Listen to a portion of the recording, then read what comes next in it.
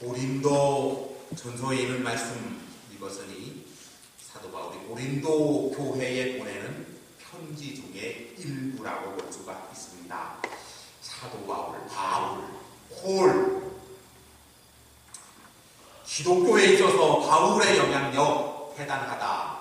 이렇게 이미 말씀을 드렸고, 만약에 바울이 없었다면 기독교의 모습이 지금과는 상당히 달랐을지도 모르겠다. 그렇게 생각합니다. 바울이 이런 별명을 얻기까지는 아마 바울의 삶이요, 굉장히 열심히 있는 삶이었을 것입니다. 그냥 조용히 지냈다면 무슨 결과가 없을 겁니다. 열심히 밤낮으로 어떤 어려움과 환경에 닥쳤을지라도 복음하는 복음 전하는 일에 힘써 위로부터 내리시는 하나님의 영광을 따라 하나님의 말씀을 기록하고 편지로 보내고 또 기록하고 또 편지로 보내고 하는 일들이 많았기 때문에 지금의 기독교가 있을 수 있었던 것입니다. 그의 삶은요, 마치 막 싸우는 것처럼 신앙적인 다툼이죠. 신앙적인 싸움이죠. 신앙적인 싸움의 연속이었다고 합니다. 때로는 대화하고, 때로는 논쟁하고, 때로는 복음을 전하고, 진리를 위한 싸움을 싸우고요. 진리를 위한 논쟁을 하고요. 그런 뜻으로 성경도 굉장히 많이 기록해서 학자들에 따라서 10권에서 12권 성경에 있는 내용을 기록했다. 이렇게 얘기를 합니다. 자, 그런데요, 바울이 오늘 본문에서 뭐라고 얘기하느냐면 기독교인의 삶은 마치 달리기 하는 것 같다. 그렇게 얘기하고 있습니다. 운동장에서 다름질하는 자들이, 달리기 하는 자들이 하면서 다 달릴지라도 오직 상을 받는 사람은 한 사람인 줄 너희가 알지 못하느냐? 너희도 상을 받도록 이와 같이 다름질하라, 달리기 해라. 신앙생활이 달리기와 같다. 그렇게 말해주고 있는데 바로 고린도 교인들을 향해서 이 영적인 달리기 시합에서 상을 받을 수 있도록 열심히 달리라고 권면하고 있습니다. 그러니까 영적인 일에 어떤 집중하는 거겠죠. 달리기 하는 사람들, 달리기 시합에 나간 사람들의 모습을 보십시오. 최선을 다해서 달리는 모습입니다. 이제 조금 유심히 보게 되면은요, 의미 있는 게 뭐냐면, 이 바울이 설교나 이런 걸로 얘기하는 게 아니라 자기 삶을 고백하는 것이 나옵니다. 26절 한번 보도록 하겠습니다. 26절, 27절 같이 짧은 구절이니까 읽도록 하겠습니다. 그러므로 같이 큰 목소리로 시작.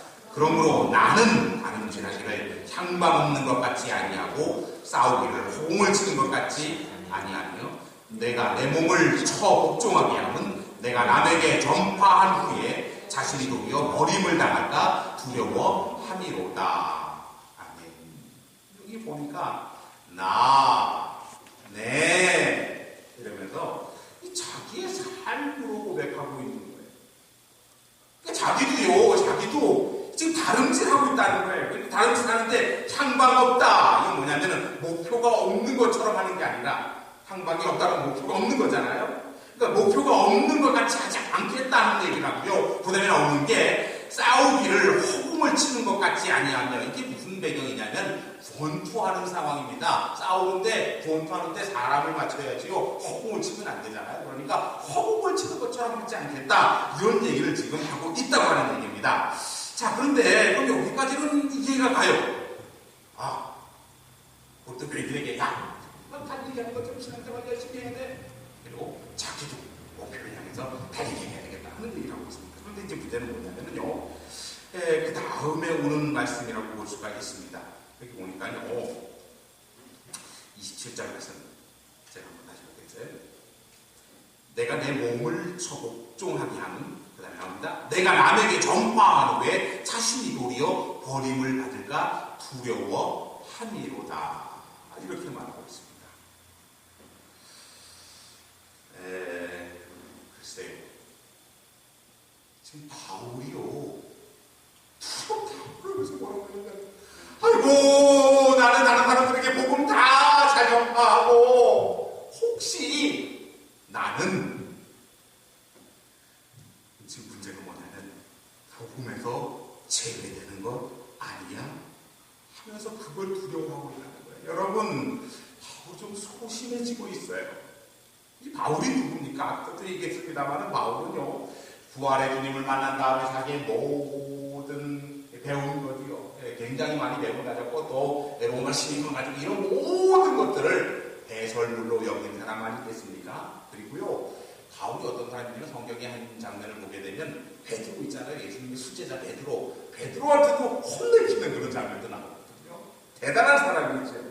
또 바울 로마서 그렇게 얘기하잖아요. 족 같은 기독교를 이룰 수 있는 이 신앙의 내용들이요, 로마서에 그렇게 기록되어 있고, 그러니까 기독교 역사 속에 보면은요, 사람들이, 신학자들이, 무슨 학자들이 흔들릴 때, 역사가 흔들릴 때마다, 혼란이 올 때마다 찾아간 곳이 찾아간 게 뭐냐면 바로 바울이 기록한 로마서를 찾아갔습니다. 그래서 바울이 어떻게 기록했는가 다시 한번 살펴보고 정리하고 판단해서 그걸 가지고 기독교의 기둥을 세우는 그런 역할을 했다고 하는 것입니다. 그런데 이런 영성의 어떤 거인이 말이에요, 자신이 버림을 받을지 모른다고 두려워하고 있는 얘기가 오늘 성경에 나오고 있습니다. 아니, 바울이 두려워할 정도라면 저나 여러분들은 어떻게 했어요? 아이고 두려워 하는 내용을 보게 되면 저와 여러분 같은 어떤 평범한 사람들은요, 어떻게 신앙생활을 하겠습니까? 근데 실제로 바울이 두렵다 하는 것은요, 실제적인 거예요. 실제적인 거예요. 우리가 그냥 좀 이걸 확대해서 추측해보면 그거예요. 바울이 열심히 복음 전하잖아요. 어떤 시장에 가서 복음을 전하고요, 무슨 어떤 광장에 가서도 복음을 전하고, 그 당시 어떤 다른 이단들과도 얘기하면서 이제 복음을 전하고 그랬어요. 열심히 복음을 전하다면 이제 저녁이 되면 어떤 집으로 와서 자기가 먹으려는 곳에 쉴 것 아니겠습니까? 누워서 가만히 생각하니까 전하긴 전했는데 혹시 잘못 전했거나 또 전하긴 전했는데 옳은 것 전했긴 전했는데 내가 지금 제대로 된 길을 갈 것인가, 하고 있는 것인가, 가지 않는 것인가, 이런 또 혼란이 오면서 자기가 복음 전하고 자기가 일한 거에 대해서, 자기가 복음 전하며 나가는 어떤 길에 대해서 다시 한번 점검하면서 갑자기 두려운 마음들이 엄습해 왔다고 하는 것입니다. 글쎄요, 이런 일들이 기독교 어떤 지도자적 위치에 있는, 예를 들어 저도 말이에요. 제가 가만히 요즘에 생각해 보니까 한국에서 12년을 목회했더라고요. 그리고 여기 와서 12년을 목회했어요. 목사로서의 삶을 살았죠. 근데 내가 정말 24년 동안 잘 전도했을까? 사람들을 잘 인도했을까? 그리고 나도 지금 제대로 된 길을 한 걸음 한 걸음 잘 가고 있을까? 지금 왜 그런 생각이 들냐면요, 이 순간 이 바울이나 혹은 제가 이렇게 생각하는 이런 모든 것들을 생각할 수 있는 키워드는 뭐냐면 매너리즘이라고 볼 수가 있습니다. 매너리즘 사전적인 의미를 보게 되면 항상 틀에 박힌 일정한 방식이나 태도를 취함으로써 신선미와 독창성을 잃는 일, 타성에 젖는 것. 그러니까 신앙의 매너리즘은요, 일반적인 보편적인 현상이라고 볼 수가 있습니다. 오랫동안 신앙생활한 사람들, 배우기보다는 가르치는 입장에 있는 사람들, 오래된 집사님, 오래된 권사님 있다면, 장로님 있다면, 아니 오래된 목사,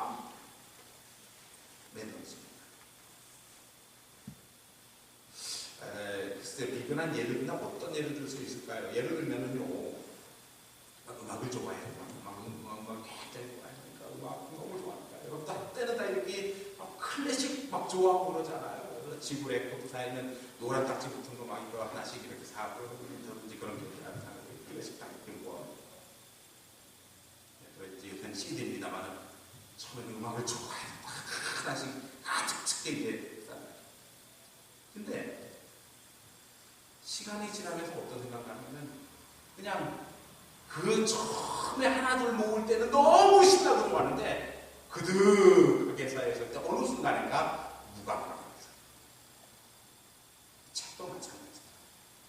좀 뭐 예를 들어서 저도 캐나다에 와서는 그렇게 책을 많이 사보지 못하게 됩니다만은 한국에 있을 때 못 갈 때 책을 막 사잖아요.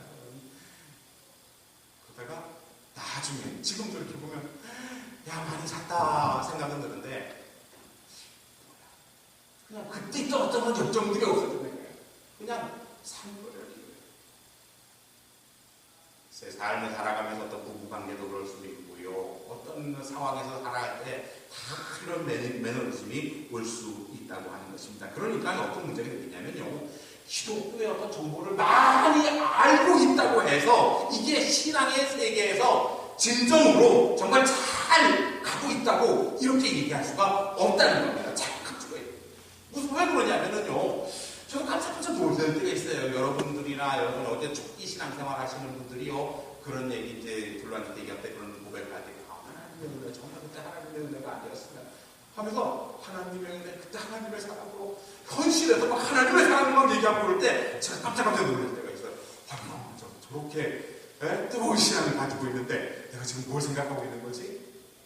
여러분들 대화 나누면서 초신자들이 어떤 그런 얘기할 때, 또 글 같은 거 읽었을 때, 하나님의 사랑과 하나님의 은혜, 하나님의 성령하심, 내가 그런 어떤 간증을 이런 걸 봤을 때 깜짝깜짝 놀라요. 왜? 나는 목사라면은요, 그 사람보다 훨씬 더 신앙의 수준이 높고, 정말 어떤 깊이 있고, 또 어떤 소망이나 이런 건 굉장히 높고, 이래야 되는데, 그 사람들의 기본적인 신앙을 보고요, 깜짝깜짝 놀랄 때가 굉장히 많이 있다고 하는 것입니다. 그러니까 바울이요 지금 남에게 전파한 후에 자신이 버림을 받을까 두렵다 하는 얘기는 이런 얘기에 가깝다고 볼 수가 있습니다.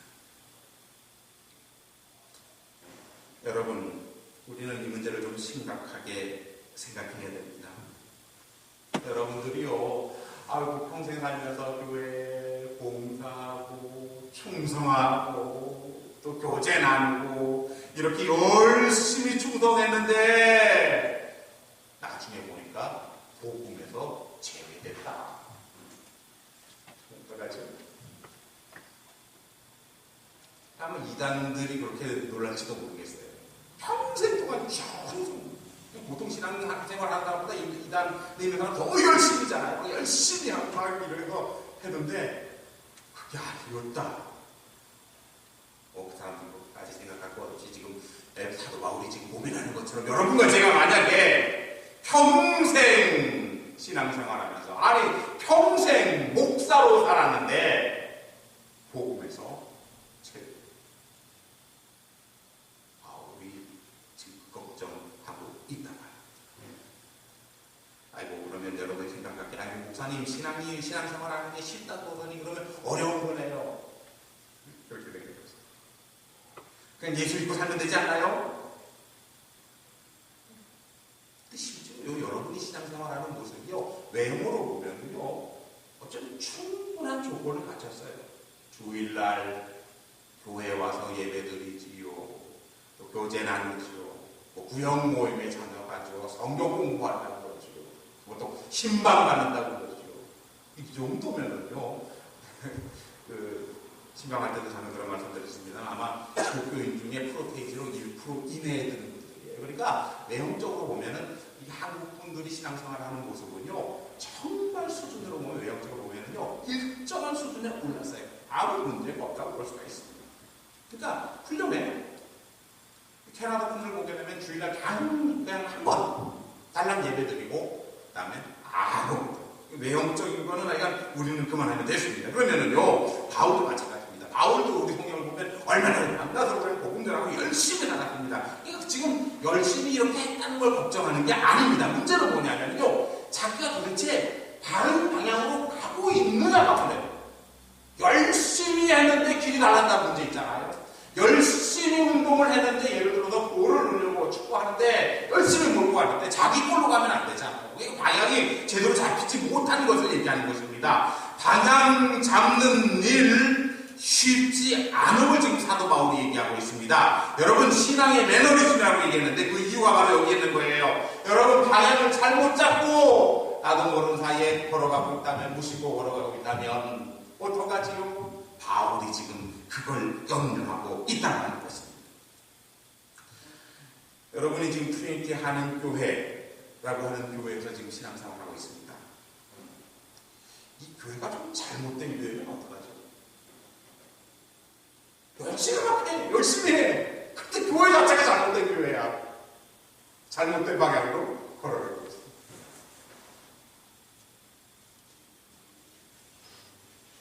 안타까운 사실 아니겠습니까? 방향성의 문제를 얘기하고 있는 겁니다.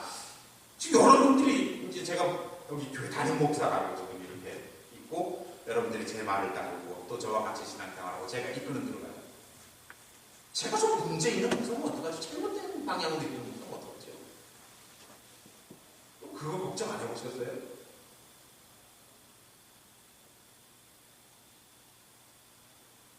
바울도 지금 그런 염려를 하고 있는 거예요. 세상에 이단 교회가 많아요. 이단 교회 겉으로 드러나서 이단이라고 붙이고 있나요? 혹시 우리 교회가 이단 교회면 어떡하지요? 에이, 그건 다 체크했죠. 체크는 어떻게 알아요? 숨겼는지. 여러분, 바울이 볼 때요, 당시 신앙생활을 잘못하고 있던 사람들, 방향을 잘못 잡고 있던 사람들이 몇 사람들이 있었는데, 그게 뭐냐면, 유대인으로서 기독교인이 된 사람들이에요. 그 사람들이 와서 뭘 자꾸 주장하냐면, 교회에 와서 자꾸 율법을 주장하는 거예요. 율법도 지켜야 된단 말이에요. 율법도 지켜야 된다. 이걸 자꾸 얘기하고 있는 거예요. 또, 예를 들어서 갈라디아 교회가 이제 그런 형태의 고린도 교회는 또 어떤 걸 주장하게 됐냐면요. 이게 세례에 대해서 너무 주장을 강하게 하는 거예요. 그래서 세례를 누구한테 받았느냐 이걸 굉장히 중요하게 생각해요. 그러니까 교회 안에 무슨 아볼로파, 게바파, 바울파, 예수파 이런 파들이 있는데 누구에게 세례를 받았느냐에 따라서 갈라졌다고 하는 것입니다. 그러니까 그 사람들의 어떤 중심은 뭐냐면 신앙의 방향을 잘못 잡은 거에 대해서 사도 바울이 계속 지적하고 있어요. 너희들 그 율법 알면 안 돼. 너희들 세례 받은 것 때문에 하나님은 안 돼. 이런 얘기를 하고 있습니다. 그러니까 그 교회들은요 그런 방향의 문제가 생겼다고 하는 것이에요. 그러니까 그리스도의 예를 들어서 예수 그리스도의 십자가의 길을 가야 되는데도 불구하고 자꾸 다른 게 그 중심에 들어와서 그걸 주장하고 나서니까 바울이 계속해서 그 교회들을 지적하면서 얘기하고 있습니다. 자, 그러면은요 그리스도의 십자가가 가장 중심이 되어야 될 터인데 그 외의 것을 자꾸 더 주장한다 그러면 그건 잘못된 것입니다. 복음을 왜곡하고 변질하는 거라고 볼 수가 있습니다. 그러니까 이단 사이비들이요 그것 때문에 문제 생기는 건 아니겠습니까? 신앙의 방향을 바로잡고 있는지 없는지는 그 안에서 찾기는요 쉽지 않아요. 그러니까 지금 초대교회가 얼마나 뜨거운 교회겠어요. 예수님께서 부활한 칭찬하신 지 얼마 되지 않은 상황이니까요 너무나 뜨거워요. 그런데도 불구하고 지금 사도 바울이 객관적으로 보니까 갈라디아 교회나 고린도 교회나 보니까 문제가 심각하단 말이에요. 큰 덩어리였던 예수 그리스도의 십자가를 바라보지 않고 다른 문제를 중심으로 지금 교회가 좌지우지하는 그런 상황이 문제가 생기게 된다고 하는 겁니다. 그러니까 그 안에 있던 사람들은 전부 몰랐던 거예요. 그러니까 방향성을 자기가 판단하지 못했던 거예요. 정확한 교회의 방향성 제대로 가고 있느냐 그거는 하나님의 영 성령이 판단하실 것이죠. 그런데 그럼 하나님의 성령이 너희 교회가 바로 가는 교회다 이렇게 말씀해 주시냐? 그거 아니에요. 그러니까 우리가 지금 방향성을 잡을 때 교회의 방향성이든 개인의 지금 신앙적인 방향성이든 그걸 제대로 잡고 있어야 되는데 그 상대적인 관계 기준을 지금 얘기하려고 하는 겁니다. 도대체 여러분이 또 우리 교회가 제대로 된 방향을 가고 있느냐 말이에요. 바울이 두려워하는 것처럼 잘못된 방향으로 가서 나중에 복음에서 제외되면 어떡할까 하는 두려움이 저에게도 있고 아마 여러분에게도 이 말씀을 들은 다음에 내가 지금 제대로 된 신앙생활을 하고 있는 건가? 이렇게 생각할 수 있다고 하는 것입니다. 그래서 그 방향이 잘 됐느냐 잘못됐느냐 절대적인 기준으로 이끌 수 없어요. 그러나 상대적인 기준으로 생각해 보는데 그 핵심은 뭐냐면 우리의 관심이 어디에 있느냐. 신앙생활 한다고 하면서 우리의 지금 관심이 어디에 있느냐. 말씀드린 대로 갈라디아 교회는 어디에 있었느냐 하면 율법을 지키는 데 있어요. 토라도 지켜야 되고, 이렇게 전통적으로 내려오는 하나님의 계명을 지켜야 된다. 그 해석 가책을 지켜야 된다. 그 다음에 할례도 해야 된다. 이렇게 얘기하면서 거기에 중점을 두고 있습니다. 말씀드린 대로 고린도 교회는요, 세례에 관심이 있습니다. 야, 누구에게 세례를 받았느냐 말이야. 항상 모이면 그 부분을 뭐지? 우리는 베드로에게, 우리는 바울에게. 여러분, 우리들의 교회가요, 어디에 관심이 있어요? 그냥 객관적으로 우리 교회 말고 전체 교회를 한번 봅시다. 어떤 교회든지. 한국 기독교회를 생각해 봅시다. 어디에 관심이 있을까요? 아마 교회에 가장 큰 관심을 쏟는 게 있다면, 목표! 이렇게 되보다 보면, 교회 건축, 예전에 건축에 대한, 어제인가 신문에 보니까 우리 성별교회 내에서도 어느 교회가 이제 100주년 기념으로 건축한다. 또 건축하는군요. 모든 게 거기에 쏠려 있습니다. 이게 뭐냐면, 예를 들어서, 건축한다는 건축에 쏠려있지, 무슨 선교하고 이런 것들도요, 잠시 중단하게 되고, 온통 건축에 이제 신경을 써야 되는 이제 그런 상황이 되는 거죠. 교회를 건축한다는 거거든요.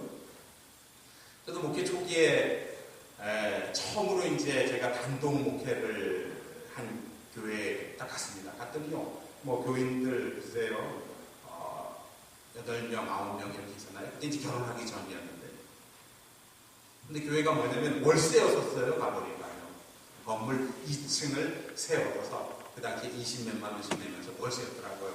그러니까 월세에서 한 단계 업그레이드 되는 게 뭐냐면 전세 아니겠습니까? 그래서 그때부터 이제 기도했죠.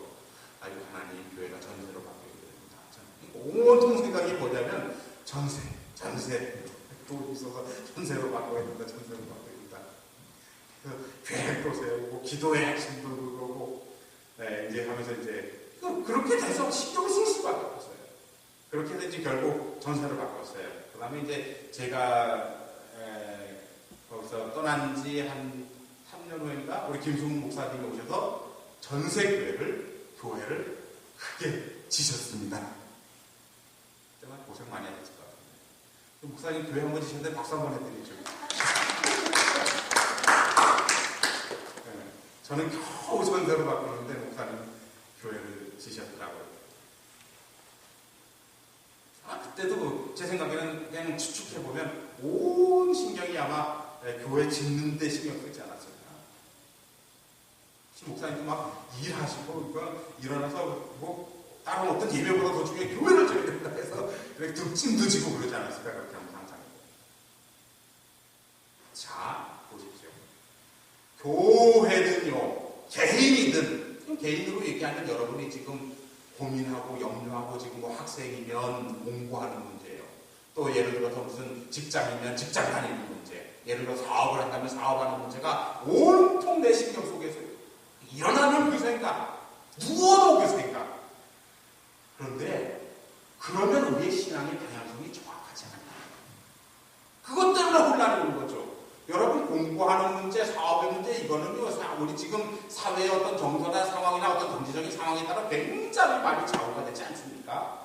이게 결국 노력 안 했는데도 정말 어떤 사회 흐름에 의해서 이게 이렇게 무슨 법이 바뀌는 바람에 굉장한 부자가 되는 경우도 있고요. 잘 될 것 같았었는데 문제가 생겨서 법이 바뀌면서 뭐 이렇게 망하는 경우도 있지 않습니까? 그럼 거기에 휘둘르게 되는 거예요. 정신없는 거, 정치가 없는 거죠. 그래서 지금 우리에게 요구하는 게 뭐냐면은요, 내 목표, 내 생각, 내 시간과 내 노력을 투자하는 것의 핵심이 뭐냐 말이야. 지금 공부한다. 공부가 핵심이 아니라 공부 다음에 이루어질 그 표대, 그 목표가 제대로 주어져 있느냐. 이게 문제라는 거예요. 여러분, 교회 나온 최대의 목표가 뭡니까? 최대 관심사가 뭐예요? 사람들과 친교입니까? 아니겠죠. 친목단체다. 복 받으러 오는 겁니까? 오히려 교회 나오면 복 못 받을지도 몰라요. 우리가 생각하는 거군요. 왜? 교회 보면은요, 베풀어라, 주라, 이거 뭐, 헌신해라. 딱 그러니까요, 들어올 것도 지금 나가게 돼 있거든요. 왜 교회 와서 내가 복 받는다? 아마 그것도 아닌 거예요.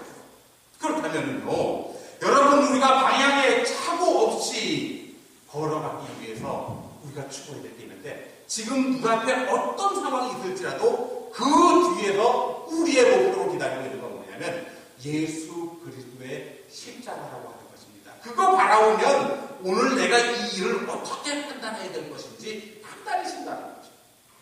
근데 그 목표가 없다면, 그 방향이 잘못됐다면, 그냥 세상에서 얘기하는 사람들하고 똑같이 그냥 부자 되고 이런 목표를 가지고 있다면 지금 하는 이 방향은요, 잘못된 방향으로 나가고 있어요. 똑같이 공부를 열심히 하는데 그 방향이요, 지금 이 방향이 아니라 이 방향으로 나가고 방향하게 말하고 있다고. 나중에 어떻게 되겠어요? 공부한 다음에 정말 그걸 이뤘을 때 보니까 원래 하나님이 원하시는 길에서 멀리 벗어나서 이곳으로 갈 수밖에 없고, 이곳에 와서 복음에서 제외되는 그런 일이 있을 수 있다고 하는 거지.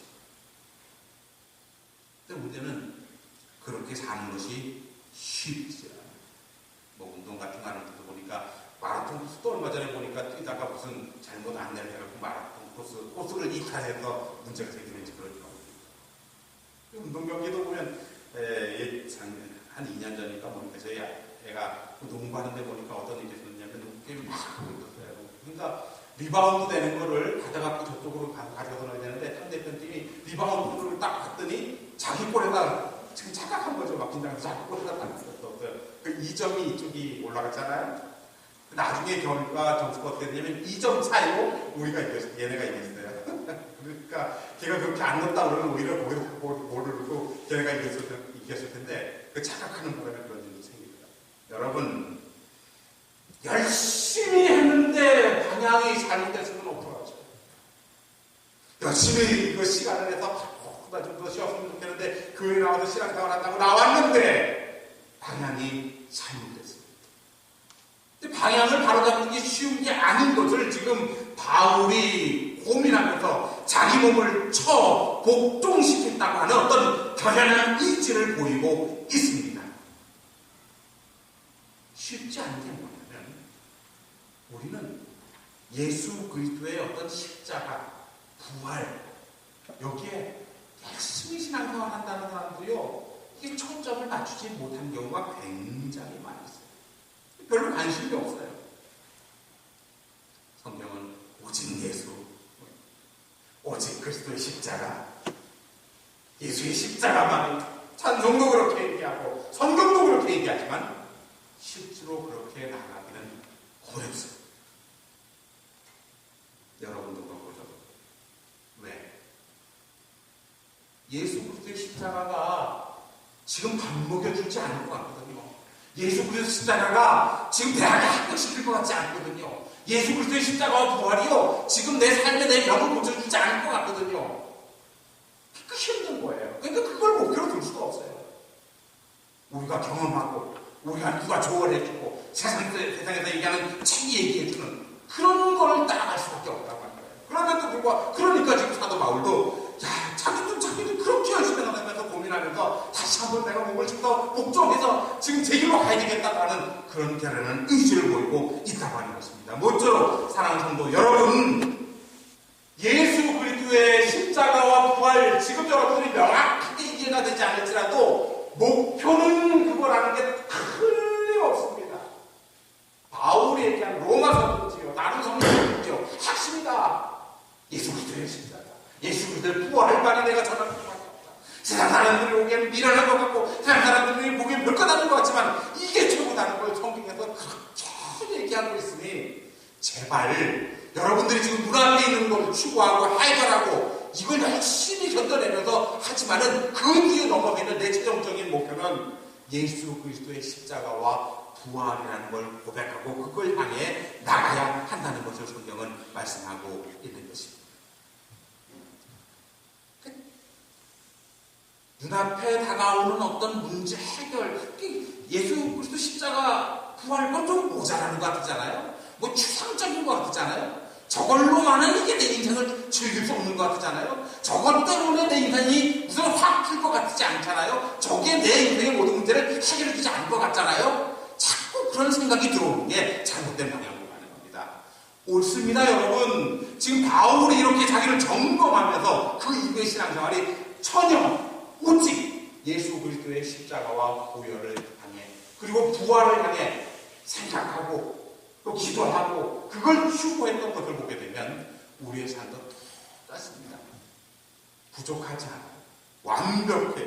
충분해요. 우리를 지켜주실 수 있고 우리를 다시 다 드릴 수 있고 우리에게 모든 것을 줄 수 있는 근거가 예수 그리스도의 십자가와 부활에 있다는 사실을 기억해야 될 것입니다.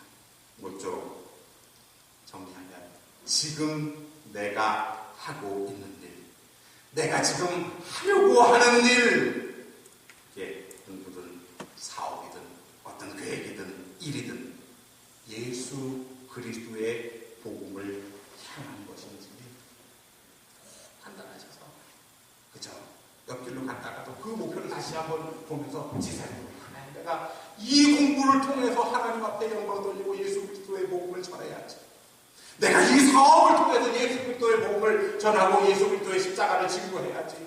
내가 지금 이런 노력들을 통해서, 내 건강을 통해서, 내 모든 돈을 통해서, 내 모든 시간을 통해서, 그래 내가 이게 목표는 이거야. 지금 내가 이 일을 하고 있지만 결국 내가 이 일을 하는 이유는 예수 그리스도의 십자가와 보혈 그리고 부활, 이걸 증거하기 위한 목표라는 그를 단단히 세워놨을 때 바로 우리는 제대로 된 길을 알고 있다고 하는 것입니다.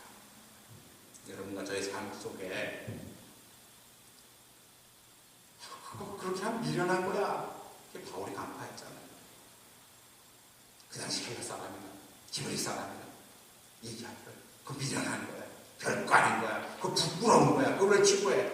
그럼에도 불구하고 사도 바울이 끝까지 주장하면서 나갔던 이유가 결국 사도 바울은 이미 깨달은 거죠.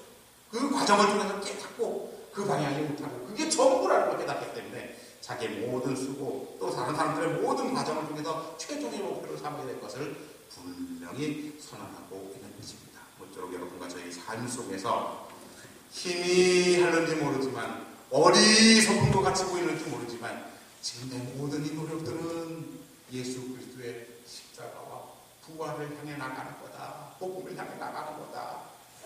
생각하시고 여러분 이 방향에서 절대 흐트러지지 말고요. 격기로 나가지 말고요. 제대로 된 방향으로 달려나가시기를 주님의 이름으로 축원합니다. 기도하겠습니다.